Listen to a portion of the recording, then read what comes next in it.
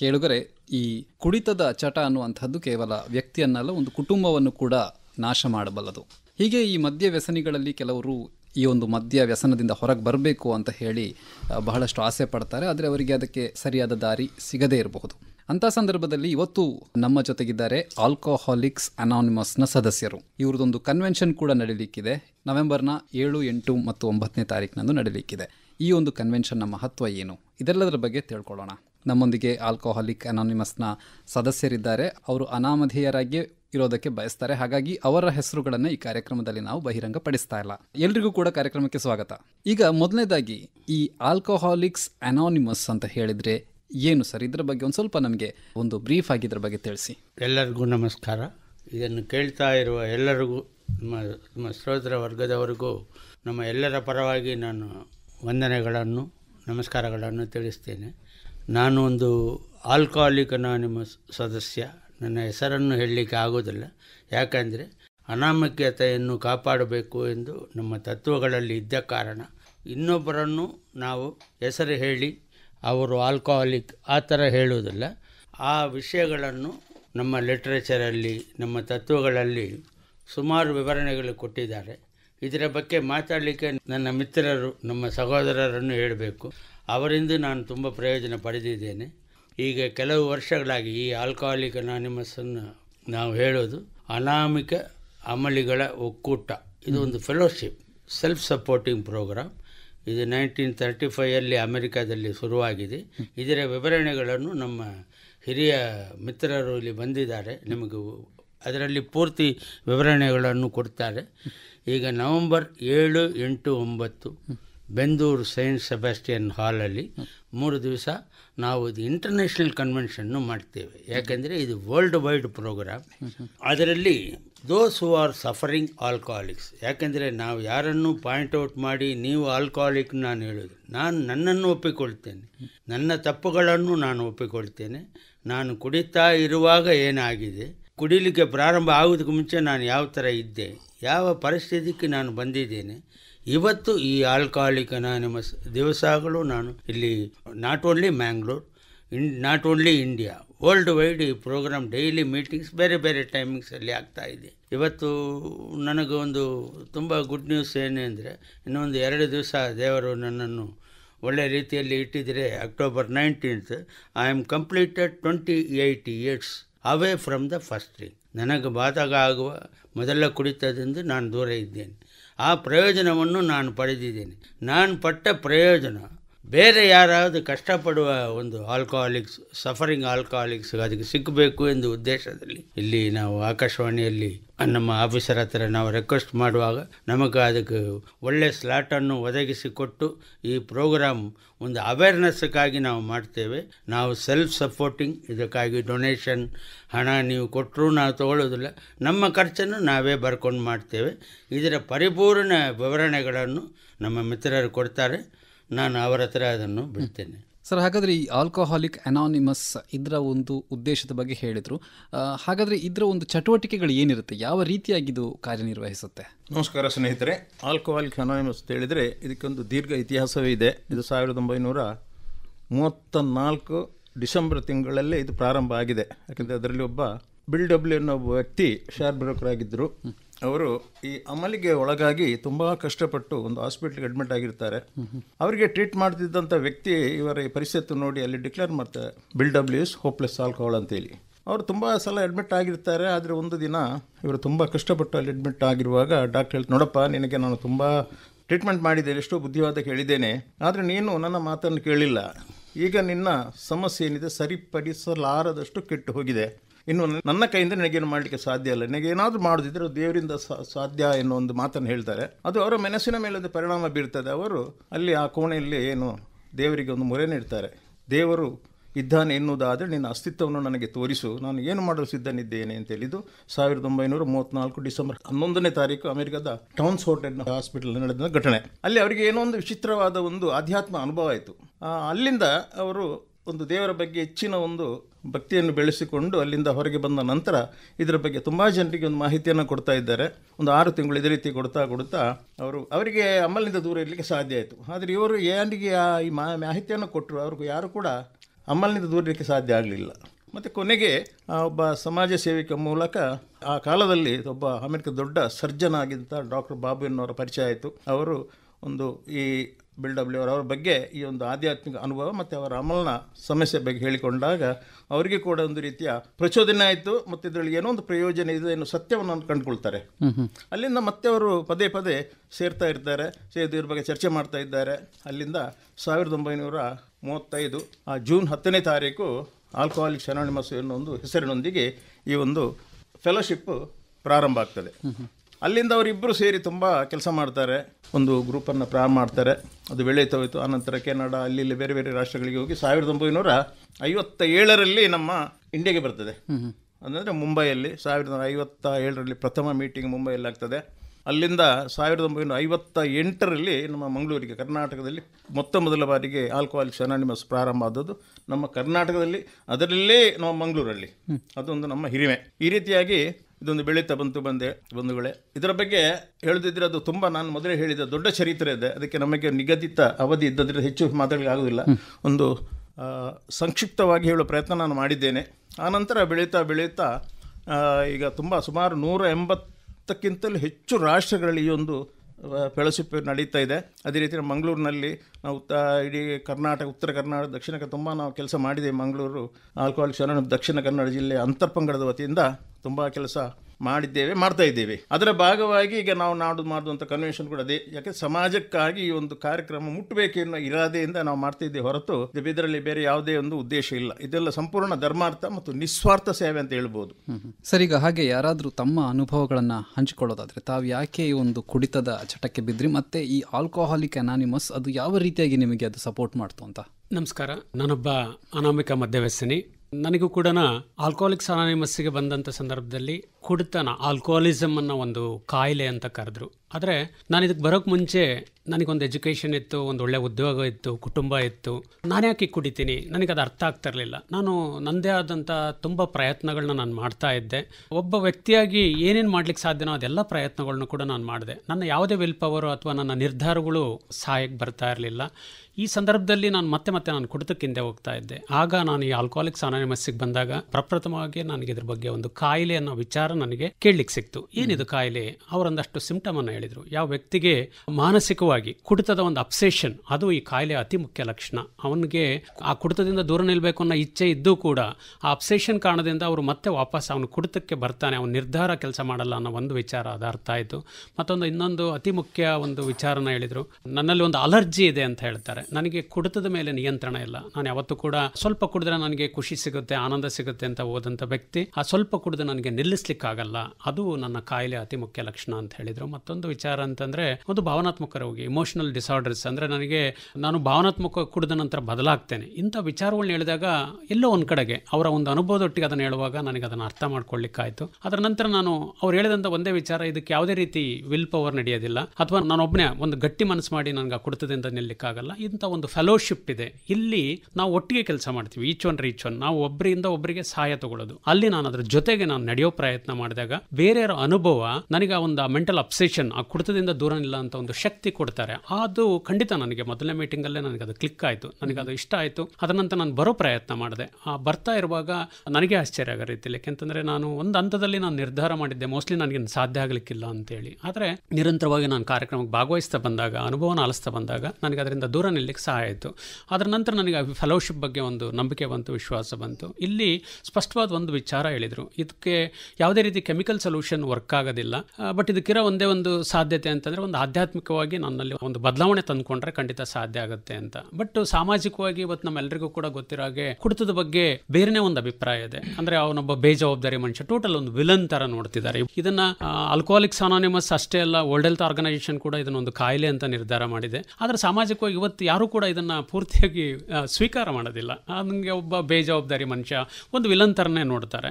ಆದರೆ ಈ ಫೆಲೋಶಿಪ್ಪಿಗೆ ಬಂದಾಗ ನನಗೆ ಗುರುತಿಸ್ಕೊಳ್ಳಿಕ್ಕಾಗತ್ತೆ, ನನಗೆ ಒಂದು ಬದಲಾವಣೆ ತಂದುಕೊಳ್ಳಿಕ್ಕೆ ಒಂದು ಮುಕ್ತವಾದ ಒಂದು ಅವಕಾಶ ಸಿಗುತ್ತೆ. ಇದು ಒಂದು ಅದ್ಭುತವಾದ ಒಂದು ಇದು. ಯಾಕೆಂದರೆ ನಾನು ಇದಕ್ಕೆ ಮುಂಚೆ ನಾನು ತುಂಬ ಪ್ರಯತ್ನ ಪಟ್ಟಿದ್ದೀನಿ, ಆಸ್ಪತ್ರೆ ಮತ್ತೊಂದು ಅದು ಯಾವುದೂ ಕೂಡ ಆಗದೇ ಇರೋಂಥದ್ದು. ಇಲ್ಲಿ ಬಂದು ಮೀಟಿಂಗಲ್ಲಿ ಈ ಒಂದು ಫೆಲೋಶಿಪ್ಪಲ್ಲಿ ನಾನು ಜೊತೆಗಿರೋದ್ರಿಂದ ಇವತ್ತು ನನಗೆ ಸಾಧ್ಯ ಆಗಿದೆ. ಇದೊಂದು ಕಾರ್ಯಕ್ರಮ ಬರೀ ನನ್ನ ಶರಾಬ್ನಿಂದ ದೂರನಿಲ್ಲ ಅಂಥದ್ದು ಮಾತ್ರ ಅಲ್ಲ, ನನಗೆ ಬಂದಾದ ನಂತರ ಅರ್ಥ ಆದಂಥ ವಿಚಾರ, ಭಾವನಾತ್ಮಕವಾಗಿ ನಾವು ತುಂಬ ಸೆನ್ಸಿಟಿವ್ ಅಂತ ವ್ಯಕ್ತಿಗಳು. ನನಗೆ ಈ ಫೆಲೋಶಿಪ್ಪು ನನ್ನಲ್ಲೊಂದು ಅಮೂಲಾಗ್ರ ಒಂದು ಬದಲಾವಣೆ ತಂದುಕೊಳ್ಳಿಕ್ಕೆ, ಅಂದರೆ ನಾನು ಒಂದು ತುಂಬಾ ಶಾರ್ಟ್ ಕಮಿಂಗ್ಸ್ ಇದೆ, ನನ್ನ ಒಂದು ಕ್ಯಾರೆಕ್ಟರ್ ಡಿಫೆಕ್ಟ್ಸ್ ಇದೆ, ಇದನ್ನೆಲ್ಲ ಸರಿ ಮಾಡಿಕೊಂಡು ಒಂದು ಒಳ್ಳೆಯ ಜೀವನ, ಒಂದು ಆರೋಗ್ಯಕರ ಜೀವನ, ಒಂದು ಸ್ವಾತಂತ್ರ್ಯ ಜೀವನ ಮಾಡಲಿಕ್ಕೆ ನನಗೆ ಅವಕಾಶ ಮಾಡಿಕೊಟ್ಟಿದೆ. ಹಾಗಾಗಿ ಫೆಲೋಶಿಪ್ಪು ಸಮಾಜಕ್ಕೆ ಇವತ್ತು ರೀಚ್ ಆಗಬೇಕು ಖಂಡಿತವಾಗ್ಲೂ. ಯಾಕೆಂದರೆ ಇವತ್ತು ಅಜ್ಞಾನ ಇದೆ, ತುಂಬ ಜನ ಇವತ್ತು ಬಳಲ್ತಾ ಇರೋಂಥವ್ರು ಇದ್ದಾರೆ. ಇದೊಂದು ಕೌಟುಂಬಿಕ ಸಮಸ್ಯೆ, ಬರೀ ಒಬ್ಬ ವ್ಯಕ್ತಿಗೆ ಸೀಮಿತ ಆಗಿಲ್ಲ, ಸಮಾಜದಲ್ಲಿ ಇಡೀ ಒಂದು ಕುಟುಂಬ, ಒಂದು ಕೆಲಸ ಮಾಡೋ ಜಾಗ, ಎಲ್ಲ ಕಡೆ ತೊಂದರೆಗೊಳಗಾಗ್ತಾ ಇದ್ದಾರೆ. ಈ ಒಂದು ಫೆಲೋಶಿಪ್ ವಿಚಾರ ಖಂಡಿತವಾಗ್ಲೂ ಈ ಒಂದು ಕನ್ವೆನ್ಷನ್ ಮೂಲಕ ನಮ್ಮ ಯಾವುದೇ ಒಂದು ನಾವು ಕಾರ್ಯಕ್ರಮನ ಮಾಡೋ ಉದ್ದೇಶನೇ ಅಷ್ಟು. ಈ ಒಂದು ಫೆಲೋಶಿಪ್ನ ಮಾಹಿತಿ ಬಳಲ್ತಾರೆ ಅಂತ ಒಬ್ಬ ಅಮಲ ರೋಗಿಗೆ ಇದು ರೀಚ್ ಆಗಬೇಕು, ಆ ಉದ್ದೇಶ ಇಟ್ಕೊಂಡು ಈ ಫೆಲೋಶಿಪ್ ಮಾಡ್ತಾ ಇರೋದು. ಈ ಫೆಲೋಶಿಪ್ ಮೂಲಕ ಒಂದಷ್ಟು ಜನಕ್ಕೆ ರೀಚ್ ಆದರೆ ಖಂಡಿತ ಅವ್ರಿಗೊಂದು ಒಳ್ಳೆ ಜೀವನ. ಅವರ ಸುತ್ತಮುತ್ತ ಇರೋಂಥ ಮಿನಿಮಮ್ ಹೇಳ್ತಾರೆ, ಒಂದು ಸರ್ವೆ ಹೇಳುತ್ತೆ, ಒಂದು 17ರಿಂದ 18 ಜನ ವ್ಯಕ್ತಿಯಿಂದ ಒಂದು ಮುಕ್ತಿ ಪಡಿತಾರೆ ಅಂತೇಳಿ. ಹಾಗೆ ಒಂದು ಒಳ್ಳೆ ಜೀವನ ಅಂತ ನಾನು ಆಶಿಸ್ತೇನೆ. ಸೊ ಈಗ ನೀವು ಹೇಳಿದ್ರಿ ಅದೊಂದು ರೀತಿಯ ಕಾಯಿಲೆ ಅಂತ ಹೇಳಿ, ಯಾವ ರೀತಿಯಾದಂತಹ ಕಾಯಿಲೆ ಮತ್ತು ಇದು ಯಾರಲ್ಲಿ ಜಾಸ್ತಿ ಕಾಣಿಸ್ತದೆ? ಅಂದರೆ ಈಗ ಕುಡಿತದ ಚಟಕ್ಕೆ ಒಳಗಾಗೋರು ಯಾರು ಹೆಚ್ಚಾಗಿ ಒಳಗಾಗ್ತಾರೆ ಇದಕ್ಕೆ? ವೈಜ್ಞಾನಿಕವಾಗಿ ವಿಶ್ಲೇಷಣೆ ಮಾಡೋದಾದರೆ ಬಹಳ ಜನ ಮಾನಸಿಕವಾಗಿ ಸೆನ್ಸಿಟಿವ್ ಇರೋಂಥ ವ್ಯಕ್ತಿಗಳು ಈ ರೀತಿ ಒಂದು ಸಮಸ್ಯೆಗೆ ಒಳಗಾಗ್ತಾರೆ ಅಂತ ಹೇಳ್ತಾರೆ. ಮೇ ಬಿ ಸಮಾಜದಲ್ಲಿ ನಮಗೆ ಗೊತ್ತಿರಾಗೆ ಒಬ್ಬ ಕುಡಿತದ ಸಮಸ್ಯೆಗೆ ಒಳಗಾದಂಥ ವ್ಯಕ್ತಿ ಬಗ್ಗೆ ಮಾತಾಡುವಾಗ ಖಂಡಿತ ಒಳ್ಳೆ ಮನುಷ್ಯ ಆತ, ಅವನ ಹತ್ರ ಒಳ್ಳೆ ಒಂದು ವಿಚಾರ ಇದೆ, ಒಳ್ಳೆ ಮನುಷ್ಯ, ಒಳ್ಳೆ ಕೆಲಸ ಮಾಡ್ತಾನೆ. ಬಟ್ ಆದರೆ ಅವನಿಗೆ ಆ ಒಂದು ಶರಾಬಿನ ದೆಸೆಯಿಂದ ಅವನ ಜೀವನ ತುಂಬ ಅವ್ಯವಸ್ಥೆ ಆಗುತ್ತೆ ಅಂತ. ಇದೊಂದು ಫಿಸಿಕಲ್ ಅಲರ್ಜಿ ಅಂತ ಹೇಳ್ತಾರೆ. ಬಟ್ ಇದನ್ನು ಸ್ಪೆಸಿಫಿಕ್ ಆಗಿ ಇದು ಜೆನೆಟಿಕಲಿ ಆ ಥರ ನಾವು ಯಾವುದನ್ನು ಕೂಡ ಕ್ಲಾಸಿಫೈ ಮಾಡ್ಲಿಕ್ಕೆ ಆಗೋದಿಲ್ಲ. ಈಗ ಒಬ್ಬ ವ್ಯಕ್ತಿ ಈ ರೀತಿ ತನಗೆ ಕಾಯಿಲೆ ಇದೆ, ಸಮಸ್ಯೆ ಇದೆ ಅಂತ ಅಂದುಕೊಂಡ ನಂತರ ಈ ಥರ ಥೆರಪಿಗೆ ಬಂದ ನಂತರವೂ ಕೂಡ ಎಷ್ಟೋ ಸರಿ ಏನಾಗುತ್ತೆ, ಇವತ್ತು ಸಮಾಜದಲ್ಲಿ ಕುಡಿತ ಅನ್ನುವಂಥದ್ದು ಕೆಲವು ಕಡೆ ಅದು ಶೋಕಿ ಅಥವಾ ಅದೇ ಒಂದು ಸ್ಟ್ಯಾಂಡರ್ಡ್ ಅಂತ ಬಿಂಬಿಸುವಂತಹ ಘಟನೆಗಳು ನಡೀತಾ ಇರ್ತದೆ. ಅದನ್ನೆಲ್ಲ ನೋಡಿದಾಗ ಅವರಿಗೆ ಮತ್ತೆ ವಾಪಸ್ ನಾನು ಕುಡಿಬೇಕು ಅಂತ ಅನಿಸೋದಿಲ್ವಾ? ನಮ್ಮ ಈ ಸಹಯೋಗದಲ್ಲಿ ಮುಖ್ಯವಾಗಿ ದಿನಾಲು ನಾವು ಮೀಟಿಂಗ್ಗಳನ್ನು ಮಾಡ್ತೇವೆ ಸಾಯಂಕಾಲ. ಅಲ್ಲಿ ನಮ್ಮ ಅನುಭವಗಳನ್ನು ಹಂಚಿಕೊಳ್ತೇವೆ. ದಿನಾಲು ಸಿಕ್ಕಿದಾಗ ನಮ್ಮ ಅನುಭವವನ್ನು ಹಂಚಿದಾಗ ಅವನು ಐಡೆಂಟಿಫೈ ಮಾಡ್ತಾನೆ. ಮತ್ತೆ ಪುನಃ ಹಿಂದಕ್ಕೆ ಹೋಗದಾಗೆ ನಮ್ಮಲ್ಲಿ ಒಂದು 12 ಹೆಜ್ಜೆಯ ಕಾರ್ಯಕ್ರಮ ಅಂತ ಇದೆ. ಅಂದರೆ this is world wide known as 12 step programme ಅಂತಾರೆ. ಆ 12 ಹೆಜ್ಜೆಗಳನ್ನು ನಾವು ಪಾಲಿಸಿದಾಗ ಒಂದೊಂದು ದಿನದ ಪ್ರಕಾರವಾಗಿ ಅವನು ಪುನಃ ಕುಡಿತಕ್ಕೆ ಹಿಂದೆ ಹೋಗುವ ಸಮಸ್ಯೆಗಳು ಬರುವುದಿಲ್ಲ. ಮೊದಲೇ ಹೇಳಿದಾಗ ಇದೊಂದು ಆಧ್ಯಾತ್ಮಿಕ ಜಾಗೃತಿಯ ಕಾರ್ಯಕ್ರಮ. ಸೊ ಆಧ್ಯಾತ್ಮಿಕವಾಗಿ ಅವನು ತನ್ನನ್ನು ತಾನು ಬದಲಾವಣೆ ಮಾಡಿಕೊಳ್ಳುವಾಗ ಪುನಃ ಹಿಂದಕ್ಕೆ ಹೋಗುವಂಥ ಸಮಸ್ಯೆ ಬಂದರೂ ಕೂಡ ಅವನು ಇನ್ನೊಬ್ಬ ಬಂಧುವಿನ ಹತ್ರ ಮಾತಾಡುವಾಗ ಅಲ್ಲಿ ಅವನಿಗೆ ಸೊಲ್ಯೂಷನ್ ಸಿಗ್ತದೆ. ಅವನು ಹಿಂದಕ್ಕೆ ಹೋಗುವುದು ಬಹಳ ಕಡಿಮೆ, ಕುಡಿತಕ್ಕೆ ಪುನಃ ಹಿಂದಕ್ಕೆ ಹೋಗುವುದಿಲ್ಲ ಅವನು. ಯಾಕೆಂತ ಹೇಳಿದರೆ ಒಮ್ಮೆ ಆ ಫೆಲೋಶಿಪ್ ನಮ್ಮ ಜೊತೆಗೆ ಇದ್ದಾಗ ಅಲ್ಲಿ ಆ 12 ಹೆಜ್ಜೆಗಳನ್ನು ಅವನು ಪಾಲಿಸ್ತಾ ಬರುವಾಗ ಅವನ ಯಾವುದೇ ಸಮಸ್ಯೆಗೆ ಅವನು ಅಮಲಿಗೆ ಹಿಂದೆ ಹೋಗುವುದಿಲ್ಲ. ಇನ್ನು ಈ ಕುಡಿತದ ಒಂದು ಚಟ ಜಾಸ್ತಿ ಆದಾಗ ಅವರಲ್ಲಿ ಯಾವ ರೀತಿಯಾದಂತಹ ಮಾನಸಿಕ ಮತ್ತು ಶಾರೀರಿಕ ಸಮಸ್ಯೆಗಳು ಕಾಣಿಸ್ಕೊಳ್ಳಿಕ್ಕೆ ಶುರುವಾಗುತ್ತೆ? ಮತ್ತು ರೋಗ ಅಂತ ಹೇಳಿದರೆ ಇದು 3 ರೀತಿಯ ರೋಗ ಅಂತ ಕನ್ಸಿಡರ್ ಮಾಡಿದೆ. ಈಗ ಜಾಗತಿಕ ಆರೋಗ್ಯ ಸಂಸ್ಥೆ ಇರ್ಬೋದು, ಅಮೆರಿಕನ್ ಮೆಡಿಕಲ್ ಅಸೋಸಿಯೇಷನ್ ಇರ್ಬೋದು, ಬ್ರಿಟಿಷ್ ಹೆಲ್ತ್ ಕೌನ್ಸಿಲ್ ಇರ್ಬೋದು, ಇವತ್ತಿಗೂ ಕೂಡ ಇದರ ಬಗ್ಗೆ ಹಲವಾರು ಸಂಶೋಧನೆ ನಡೆಸ್ತಾ ಇದ್ದಾರೆ. ಅದ್ರಿಗೆ ಅವರಿಗೆ 100ಕ್ಕೆ 100 ಅದಕ್ಕೆ ಏನು ಕಾರಣ ಅಂತ ಕಂಡುಕೊಳ್ಳಲಿಕ್ಕೆ ಇವತ್ತಿಗೆ ಸಾಧ್ಯ ಆಗಲ್ಲ. ಅವ್ರು ಇಟ್ಟಂಥ ಹೆಸರು ಏನು? ಅಲರ್ಜಿ. ಯಾಕೆಂತ ಹೇಳಿದರೆ ಒಬ್ಬ ವ್ಯಕ್ತಿ ಕುಡಿತಾ ಮುಂದೆ ಹೋದ ಹಾಗೆ ಅವನ ಶರೀರದಲ್ಲಿ ಒಂದು ರೀತಿಯ ಅವನು ಗೊತ್ತಿಲ್ಲದ ಹಾಗೆ ಒಂದು ಬದಲಾವಣೆ ಆಗ್ತದೆ. ಅದು ಕೇಳ್ತಾರೆ ದ ಇನ್ವಾಸಿಬಲ್ ಬೋರ್ಡರ್ ಅಂತ ಹೇಳ್ತೇವೆ. ಅದನ್ನು ಯಾವಾಗ ಪಾಸ್ ಆಗ್ತಾನೆ ಅವನಿಗೆ ಗೊತ್ತಿಲ್ಲದಾಗ ಅವನ ಶರೀರದಲ್ಲಿ ರೋಗ ಉಲ್ಬಣ ಆಗ್ತದೆ. ಆ ನಂತರ ಅವನಿಗೆ ಒಂದು ಸ್ಥಿಮಿತತೆಯಲ್ಲಿ ಕುಡಿದು ನಿಲ್ಲುವಂಥ ಶಕ್ತಿಯನ್ನು ಆ ವ್ಯಕ್ತಿ ಕಳೆದುಕೊಳ್ತಾನೆ. ಇದಕ್ಕೆ ಉತ್ತರ ಇವತ್ತು ಯಾರಿಗೂ ಸಿಕ್ಕಲಿಲ್ಲ. ಆದರೆ ಇದಕ್ಕೆ ಏನು ಮಾಡೋಣ, ಹೆದರುವಂಥ ಅಗತ್ಯ ಇಲ್ಲ. ಒಬ್ಬ ವ್ಯಕ್ತಿ ಈಗ ಹೇಳಿ 12 ಹೆಜ್ಜೆಗಳು ಹೇಳಿ ತುಂಬ ಒಂದು ಪರಿಣಾಮಕಾರಿಯಾದ ಹೆಜ್ಜೆ. ಅದರಲ್ಲಿ ಒಂದು ಹೇಳ್ತದೆ, ಈ ಫೆಲೋಶಿಪ್ಪಿನ ಸದಸ್ಯನಾಗಬೇಕಾದರೆ ಬೇಕಾದ ಕೇವಲ ಅವಶ್ಯಕತೆ ಅಂದರೆ ಮದ್ಯ ಸೇವನೆಯನ್ನು ತೊರೆಯಬೇಕನ್ನು ಹಂಬಲ ಅಂತೇಳಿ. ಯಾರ ಅಮಲನ್ನು ಬಿಡಿಸಲಿಕ್ಕೆ ಯಾರಿಗೂ ಸಾಧ್ಯ ಇಲ್ಲ. ಆದ್ದರಿಂದ ಅವನಿಗೆ ಇಚ್ಛೆ ಇರಬೇಕು. ಆ ಒಂದು ಮಾನಸಿಕವಾಗಿ ನಾನು ಶಬ್ದ ಬಿಡಬೇಕೆನ್ನೋ ಇಚ್ಛೆಯನ್ನು ಹೊತ್ಕೊಂಡು ಬಂದರೆ ಇದು ಅವನಿಗೆ ಪ್ರಯೋಜನಕಾರಿ ಆಗ್ತದೆ. ಅಂದರೆ ಈಗ ಅವರಿಗೆ ಅವರು ಸ್ವ ಇಚ್ಛೆಯಿಂದ ಬಂದರೆ ಮಾತ್ರ ನೀವು ಅವರನ್ನು ಸೇರಿಸ್ಕೊಳ್ತೀರಾ? ಅಂದರೆ ಅವರ ಮನೆಯವರು ಒತ್ತಾಯ ಮಾಡಿದ್ರು ಅಥವಾ ಬೇರೆಯವರ ಒಂದು ಒತ್ತಾಯದಿಂದ ಅವ್ರು ಬಂದರು ಅಂತ ಹೇಳಿದರೆ ಅವಾಗ ಏನು ಮಾಡ್ತೀರಾ ಸರ್? ಇಲ್ಲ, ಸ್ವ ಇಚ್ಛೆ ಅಂತಲ್ಲ. ನಾವು ನೋಡಿ ನಮ್ಮ ಕೆಲಸನೇ ಅದು. ಯಾರಾದರೂ ಒಬ್ಬ ಮನೆಯಲ್ಲಿ ಒಬ್ಬ ಕುಡುಕ ಇದ್ದಾನೆ, ಅವರ ಹೆಂಡತಿ ಹೇಳಿ, ತಂದೆ ಹೇಳಿ, ಮನೆಯವರು ಯಾರಾದರೂ ಹೇಳಿದ್ರು ನಾವು ಅಲ್ಲಿ ಹೋಗ್ತೇವೆ, ಅವನನ್ನು ಮೀಟ್ ಆಗ್ತೇವೆ, ಅವನಿಗೆ ಕನ್ವಿನ್ಸ್ ಮಾಡ್ತೇವೆ, ಅವ್ನು ಬರ್ಲಿಕ್ಕೆ ನಾವು ಪ್ರಚೋದನೆ ಕೊಡ್ತೇವೆ, ಇಲ್ಲಿ ಕರ್ಕೊಂಡು ಬರ್ತೇವೆ. ಆ ನಂತರ ಅವನು ಬಂದು ಇಲ್ಲಿ ವಿಚಾರ ಗೊತ್ತಾಗ್ತದೆ. ನೋಡಿ, ನಾನು ಹೇಳ್ದೆ ಅವನು ಮನೆ ನಾನು ಕುಡಿದ ದಾರಿಯಲ್ಲಿ ಬೀಳ್ಬೇಕು, ತೋಡಿನಲ್ಲಿ ಬೀಳ್ಬೇಕು, ರೋಡ್ನಲ್ಲಿ ಬೀಳ್ಬೇಕು, ಯಾರಿಗೂ ಮನಸ್ಸು ಇರುತ್ತೆ, ಅದು ಘಟಿಸಿ ಹೋಗಿರ್ತದೆ. ಆ ನಂತರ ಅವನು ಪಶ್ಚಾತ್ತಾಪಟ್ಟಿರ್ತಾನೆ, ದೇವರೇ ನಾನು ಯಾಕೆ ಬಿದ್ದೆ, ಮನಸ್ಸಿನ ಮೂಳೆಯಲ್ಲಿ ಒಂದು ಆಶೆ ಇದ್ದೇ ಇರ್ತದೆ. ಅದಕ್ಕೆ ಇಲ್ಲಿ ಪೂರಕವಾಗಿ ನಮ್ಮ ಕಾರ್ಯಕ್ರಮ ಸಹಾಯ ಆಗ್ತದೆ. ಬರುವಾಗ ಅವನದೇ ಕೆಲವು ಸಲ ಏನಾಗ್ತದೆ ಅಂತ ಹೇಳಿದ್ರೆ, ನೋಡಿ ಇಲ್ಲಿ ಬಂದ ನಂತರ ಕೂಡ ಬೇರೆ ಬೇರೆ ಸಮಸ್ಯೆಗಳು ಇರ್ತವೆ. ಉದಾಹರಣೆಗೆ ಮನೆಯ ಬಗ್ಗೆ, ಹೆಂಡತಿಯ ಬಗ್ಗೆ, ಕೆಲಸದ ಬಗ್ಗೆ, ಸಾಮಾಜಿಕವಾಗಿ ತುಂಬ ಅವನು ನೊಂದುಕೊಂಡಿರ್ತಾನೆ. ಇದಕ್ಕೆ ಏನು ಬೇಕು ಅಂತೇಳಿ ಅವನಿಗೊಂದು ಮಾನಸಿಕ ಶಾಂತಿ ಬೇಕು.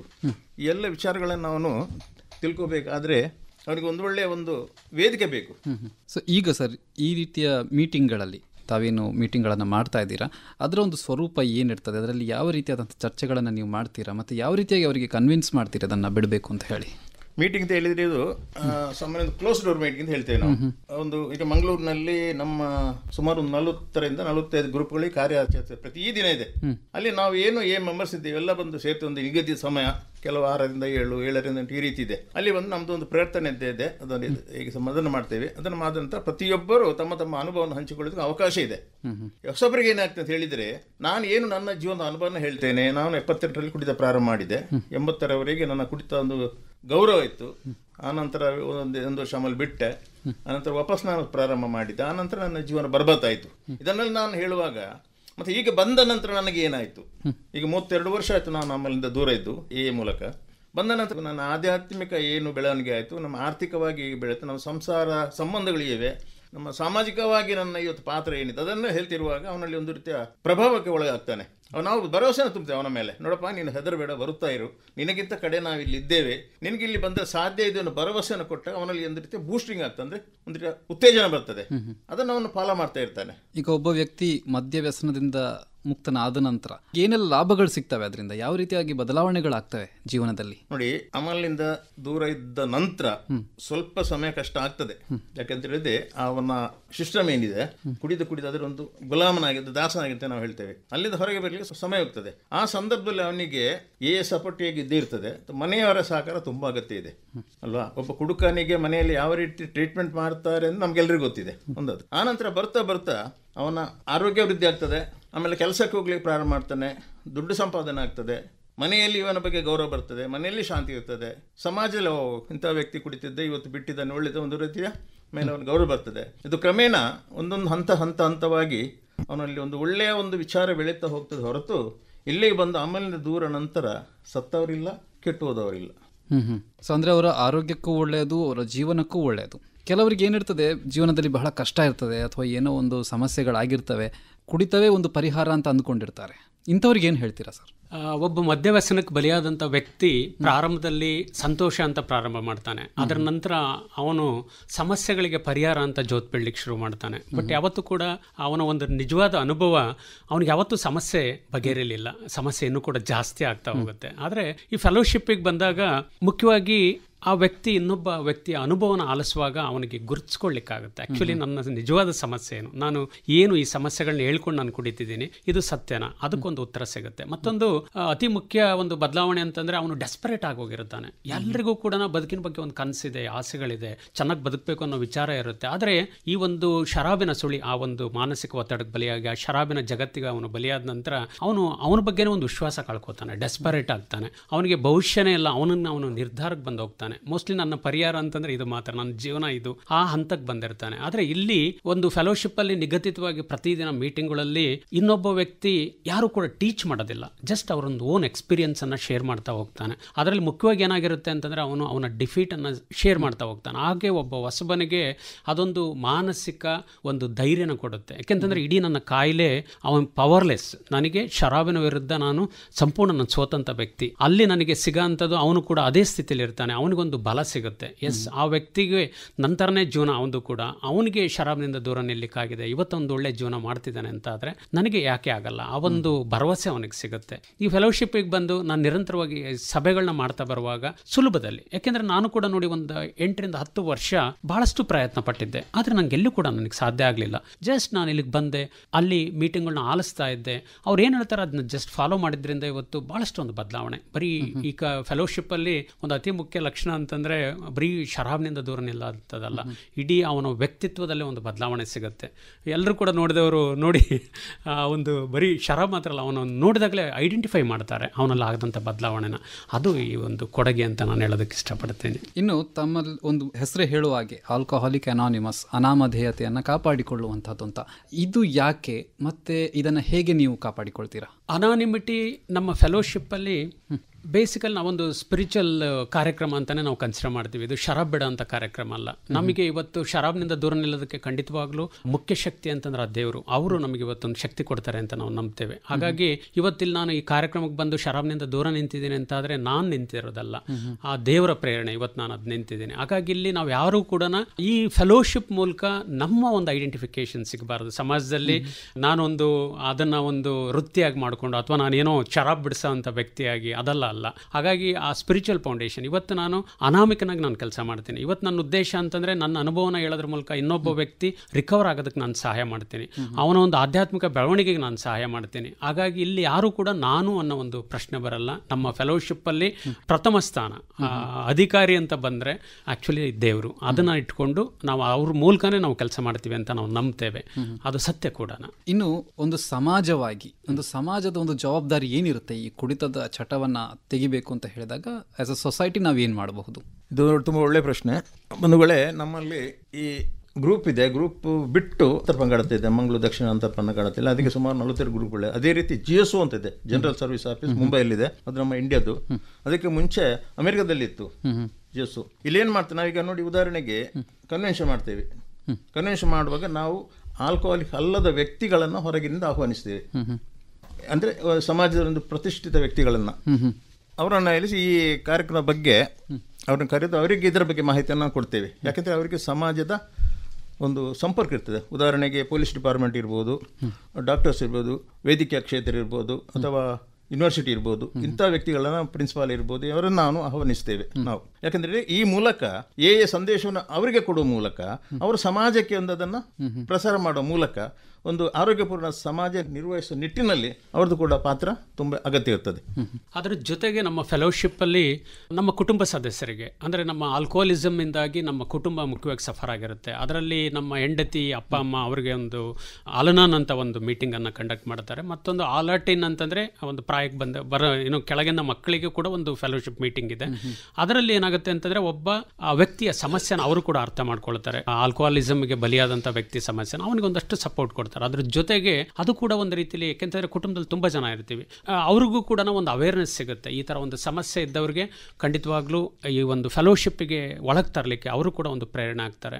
ಮತ್ತು ನಮ್ಮಲ್ಲಿ ತುಂಬ ಒಂದು ಅವೇರ್ನೆಸ್ ಪ್ರೋಗ್ರಾಮ್ಸ್ ಅಂತ ನಾವು ಮಾಡ್ತೀವಿ. ತುಂಬ ಕಡೆ ಶಾಲೆಗಳು, ಪೊಲೀಸ್ ಸ್ಟೇಷನ್ ಇರ್ಬೋದು, ದೊಡ್ಡ ದೊಡ್ಡ ಕಂಪ್ನಿಗಳಿಗೆ ನಾವು ಒಂದು ಅವೇರ್ನೆಸ್ ಅಂತೇಳಿ ನಾವು ಹೋಗಿ ಒಂದು ನಮ್ಮ ಅನುಭವನ ಹಂಚ್ಕೊಳ್ಳೋದ್ರ ಮೂಲಕ ಒಂದು ಅವೇರ್ನೆಸ್ ಕೊಡ್ತೀವಿ ಫೆಲೋಶಿಪ್ ಬಗ್ಗೆ. ಯಾರಿಗಾದ್ರೂ ಸಮಸ್ಯೆ ಇದ್ದರೆ ಬರ್ಬೋದು ಅಂತ. ಮತ್ತು ಎಲ್ಲ ಕಡೆ ಇವತ್ತು ನಮ್ಮ ಫೋನಲ್ಲಿ, ಆನ್ಲೈನಲ್ಲಿ ಎಲ್ಲೇ ಹುಡುಕಿದ್ರು ಕೂಡ ಒಂದು ಜಸ್ಟ್ ಆಲ್ಕೋಹಾಲಿಸಮ್ ಅಂತ ಕೊಟ್ಟರೆ ಸಾಕು, ಭಾಳಷ್ಟು ಹೆಲ್ಪ್ಲೈನ್ ನಂಬರ್ಸ್ ಇದೆ.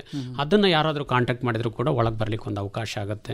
ಮತ್ತು ಸಾಕಷ್ಟು ಈ ಥರ ಪ್ರಿಂಟೆಡ್ ಮೀಡಿಯಾದಲ್ಲಿ ಈ ಥರ ಇದು ಒಂದು ಎಲ್ಲೋ ಪುಸ್ತಕ, ಒಂದು ಚಿಕ್ಕ ಪುಸ್ತಕ, ಇದರಲ್ಲಿ ಎಲ್ಲೆಲ್ಲಿ ಮೀಟಿಂಗ್ಗಳಿದೆ, ಯಾರ್ಯಾರು ಇದ್ದಾರೆ ಅದ್ರ ಬಗ್ಗೆನೂ ಕೂಡ ಮಾಹಿತಿ ಕೊಡ್ತಾರೆ. ಇದ್ರ ಜೊತೆಗೆ ಸಮಾಜದ ಎಲ್ಲ ವ್ಯಕ್ತಿಗಳನ್ನು, ಮಠಗಳಿರ್ಬೋದು ಅಥವಾ ಒಂದು ಫಾದರ್ಸ್ ಇರ್ಬೋದು, ಅವ್ರಿಗೂ ಕೂಡ ನಾವು ಒಂದು ಅವೇರ್ನೆಸ್ ಕೊಡ್ತೀವಿ. ಅವ್ರಿಗೆಲ್ಲಾದರೂ ಆ ಥರ ಸಮಸ್ಯೆ ಇದ್ದವ್ರು ಕಂಡು ಬಂದರೆ ಖಂಡಿತ ಅವ್ರು ರೆಫರ್ ಮಾಡ್ತಾರೆ ಆಲ್ಕೋಹಾಲಿಕ್. ಈಗ ನಮ್ಮ ರೇಡಿಯೋ ಕೇಳುಗರು ಕೂಡ ಎಷ್ಟೋ ಮಂದಿ ಈ ಕಾರ್ಯಕ್ರಮನ ಕೇಳ್ತಾ ಇರೋರು ಕೂಡ ಮದ್ಯವ್ಯಸನಿಗಳಿರ್ಬೋದು, ಅವರು ಇದನ್ನು ಬಿಡಬೇಕು ಅಂತ ಹೇಳಿ ಮನಸ್ಸು ಮಾಡಿರ್ಬೋದು. ಅವರು ತಮ್ಮ ಗುಂಪನ್ನು ಸೇರೋದಾದ್ರೆ ಹೇಗೆ ಸೇರಬಹುದು? ಅವರಿಗೆ ಬಿಡಬೇಕು ಅಂತೇಳಿ ಮನಸ್ಸಿದ್ರೆ ನಾವು ಈ ಥರದ ಕಾರ್ಯಕ್ರಮ, ಈಗ ಫಾರ್ ಎಕ್ಸಾಂಪಲ್ ಈಗ ನಾವು ಕನ್ವೆನ್ಷನ್ ಮಾಡ್ತಾ ಇದ್ದೇವೆ ನವೆಂಬರಲ್ಲಿ 7, 8, 9 ತಾರೀಕು ಬೆಂದೂರಲ್ಲಿ. ಅಲ್ಲಿ ಬಂದು ಅವನು ನಮ್ಮ ಹೆಲ್ಪ್ ಡೆಸ್ಕ್ ಹತ್ರ ಮಾತಾಡಿದರೆ ಅವನಿಗೆ ಅಲ್ಲಿ ಅದರ ಬಗ್ಗೆ ಹೆಚ್ಚಿನ ಮಾಹಿತಿಯನ್ನು ಕೊಡ್ತೇವೆ. ಅದಲ್ಲದೆ ನಮ್ಮ ಅಂತರ್ ಪಂಗಡ ಅಂತೇಳಿ ಒಂದು ಆಫೀಸ್ ಮಾಡ್ತೇವೆ, ಇಂಟರ್ ಗ್ರೂಪ್ ಆಫೀಸ್ ಇದೆ ಇದರದ್ದು. ನಮ್ಮ ಆಲ್ಕೋಹಾಲಿಕ್ ಅನಾನಿಮಸ್ನ ಮಂಗಳೂರಿನ ಆಫೀಸ್ ಇರೋದು YMCಯಲ್ಲಿ, ಅಥೇನಾ ಹಾಸ್ಪಿಟಲ್ನ ಆಪೋಸಿಟಲ್ಲಿ. ಅಲ್ಲಿ ನಮ್ಮ ಆಫೀಸ್ ಇದೆ, ಅಲ್ಲಿ ಹೆಲ್ಪ್ಲೈನ್ ನಂಬರ್ಸ್ ಇದೆ, ಫೋನ್ ನಂಬರ್ಸ್ ಇದೆ. ಬೇಕಾದ್ರೆ ನಿಮಗೆ ಶ್ರೋತೃಗಳಿಗೆ ಈಗ ನಂಬರ್ ಒಂದು ಯಾವುದಾದ್ರೂ ಬೇಕಾದರೆ ನಂಬರ್ ಈಗಲೂ ಬರ್ಕೊಳ್ಬೋದು. ನಾನು 1-2 ನಂಬರ್ಗಳನ್ನು ಈಗ ಹೇಳ್ತೇನೆ. 7899500155 7899500155. ಹೌದು. ಇನ್ನೊಂದು 96635559229. ಇನ್ನೊಂದು 8971414147. ಈ ನಂಬರ್ಗಳಿಗೆ ಕೂಡ ಸಂಪರ್ಕಿಸಬಹುದು. ಮತ್ತು ಅಂತರ್ಪಂಗಡ ಅಲ್ಲಿ ಬಂದರೆ ಆ ಅಥೇನಾ ಹಾಸ್ಪಿಟಲ್ನ ನಮ್ಮ ಮುಂಭಾಗದಲ್ಲಿರುವಂಥ YMCಯಲ್ಲಿ ನಮ್ಮ ಆಫೀಸಲ್ಲಿದೆ, ಅಲ್ಲಿಗೂ ಕೂಡ ಬಂದು ಸಂಪರ್ಕಿಸಬಹುದು. ಕೇಳುಗರೆ, ಫೋನ್ ನಂಬರ್ಗಳನ್ನು ಮತ್ತೊಮ್ಮೆ ಹೇಳ್ತಾ ಇದ್ದೇನೆ.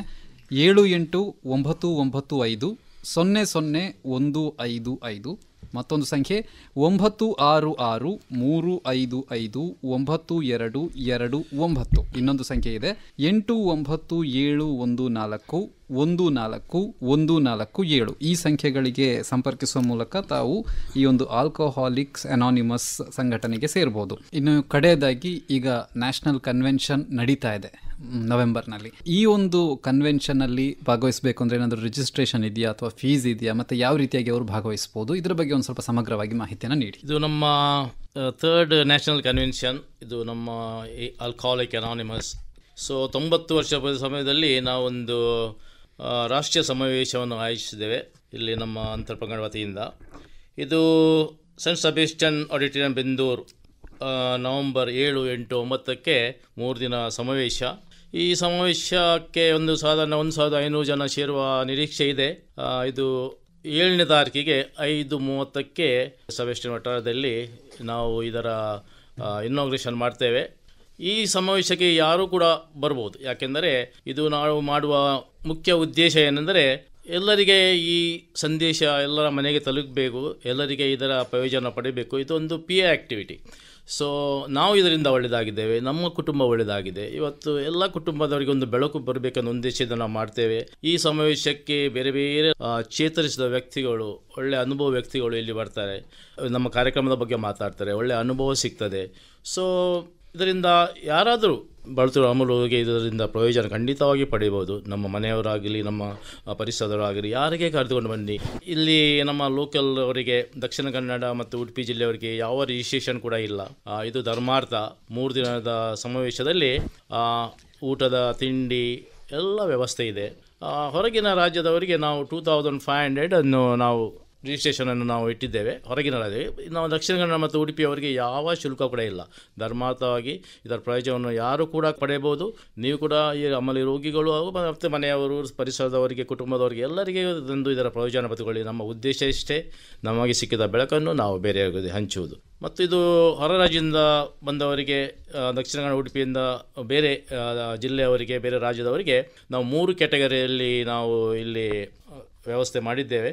ಡಾರ್ಮೆಟ್ರಿ ಸಿಂಗಲ್ ಅಕಾಮಿಡೇಷನ್ನಿಗೆ 3000 ಊಟದ ವ್ಯವಸ್ಥೆ ಮತ್ತು ವಸತಿ ವ್ಯವಸ್ಥೆ ಇದೆ. ಮತ್ತು ನಾನ್ AC ಟ್ವಿನ್ ಶೇರಿಂಗಲ್ಲಿ 4500, ಒಬ್ಬರಿಗೆ 4500 ಟ್ವಿನ್ ಶೇರಿಂಗ್ ನಾನ್ AC. ಮತ್ತು AC ಸೌಲಭ್ಯ ಬೇಕಾದವರಿಗೆ 6000 ಇಟ್ಟಿದ್ದೇವೆ, ಅದು ಕೂಡ ಟ್ವಿನ್ ಶೇರಿಂಗ್. ಇದೊಂದು ಒಳ್ಳೆಯ ಕಾರ್ಯಕ್ರಮ. ಖಂಡಿತವಾಗಿ 3, 7, 8, 9ಕ್ಕೆ 9 ತಾರೀಕಿಗೆ ಮಧ್ಯಾಹ್ನ ಊಟದ ವ್ಯವಸ್ಥೆ ನಂತರ ನಮ್ಮ ಕಾರ್ಯಕ್ರಮ ಮುಕ್ತಾಯವಾಗ್ತದೆ. ಎಲ್ಲರೂ ಬರಲಿಕ್ಕೆ ಪ್ರಯತ್ನ ಪಡಿ. ಇದೊಂದು ಒಳ್ಳೆಯ ಕಾರ್ಯಕ್ರಮ.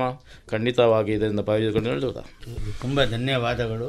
ಆಕಾಶವಾಣಿಯಲ್ಲಿ ಈ ಥರ ಆಲ್ಕೋಹಾಲಿಕ್ ಅನಾನಿಮಸ್ ಬಗ್ಗೆ ನಮ್ಮ ಎಲ್ಲರನ್ನು ಕರೆದು ಈ ಸಂವಾದವನ್ನು ಏರ್ಪಡಿಸಿಕೊಟ್ಟ ನಿಮ್ಮ ಆಕಾಶವಾಣಿ ಸದಸ್ಯರು, ಡೈರೆಕ್ಟರ್, ನೀವು ಇದನ್ನು ತುಂಬ ಒಳ್ಳೆಯ ರೀತಿಯಲ್ಲಿ ಕಂಡಕ್ಟ್ ಮಾಡಿ ಕೊಟ್ಟಿದ್ದೀರಿ.